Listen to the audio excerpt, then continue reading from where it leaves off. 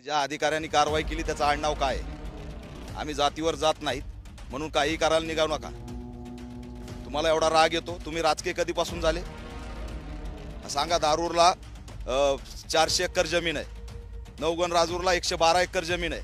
हिम्मत असेल ना तर 112 एकर जमीन आणि दारूरची 400 एकर जमीन वन विभागाची, त्याच्यावरचं एक तरी अतिक्रमण तुम्ही काढून दाखवा। बीड जिल्ह्यातलंच आहे।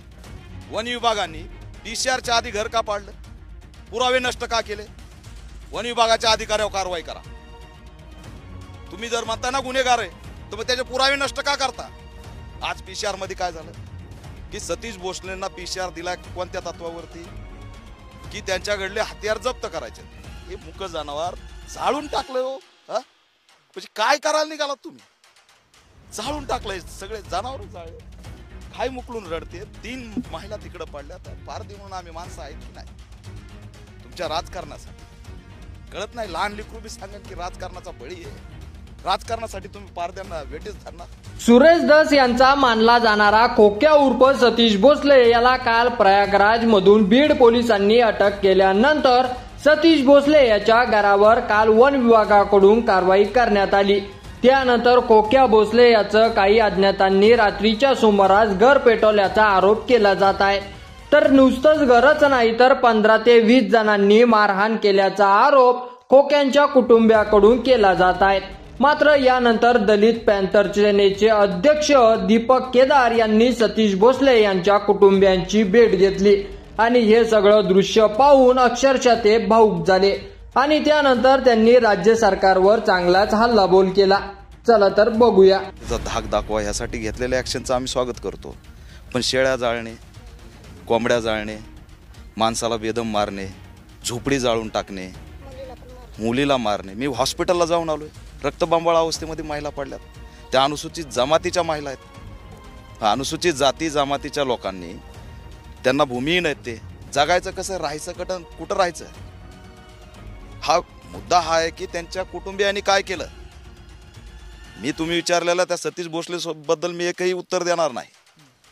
तो गुन्हेगार असेल त्याची कारवाई करा, त्याचा पीसीआर आहे, त्याची न्यायालयीन चौकशी करा, त्याचं तुम्हाला काय असेल ते करा। पण हा तुम्ही अनुसूचित जमातीचा लोकांना भयभीत करण्याचं काम का करताय? माझं म्हणणं एवढंच आहे, 15 ते 16 जणांनी याच्यावरती हल्ला केलाय, त्यांचं झोपडी जाळली। मुख्यमंत्र्यांनी दखल घेतली पाहिजे की ज्या अधिकाऱ्यांनी कारवाई केली त्याचं आडनाव काय आहे? आम्ही जातीवर जात नाहीत म्हणून काही करायला निघावू नका। तुम्हाला एवढा राग येतो, तुम्ही राजकीय कधीपासून झाले सांगा। दारूरला 400 एकर जमीन आहे, नवगण राजूरला 112 एकर जमीन आहे। हिम्मत असेल ना तर 112 एकर जमीन आणि दारूरची 400 एकर जमीन वन विभागाची, त्याच्यावरचं एक तरी अतिक्रमण तुम्ही काढून दाखवा। बीड जिल्ह्यातलंच आहे। वन विभागाचं जी कारवाई झाली ही द्वेषातून झालेली आहे, त्यांनी तातडीने कारवाई केली। मी तर म्हणतो वन विभागाच्या अधिकाऱ्यावरती कारवाई करा। आज पीसीआर मध्ये काय झालं की सतीश भोसलेंना पीसीआर दिला कोणत्या तत्वावरती? की त्यांच्याकडले हत्यार जप्त करायचे। वन विभागाने पीसीआरच्या आधी घर का पाडलं? पुरावे नष्ट का केले? वन विभागाच्या अधिकाऱ्यावर कारवाई करा। तुम्ही जर म्हणता ना गुन्हेगार आहे तर मग त्याचे पुरावे नष्ट का करता? हे मुक जनावर जाळून टाकलंय हो। म्हणजे काय करायला निघालात तुम्ही? जाळून टाकलंय सगळे जनावर जाळे।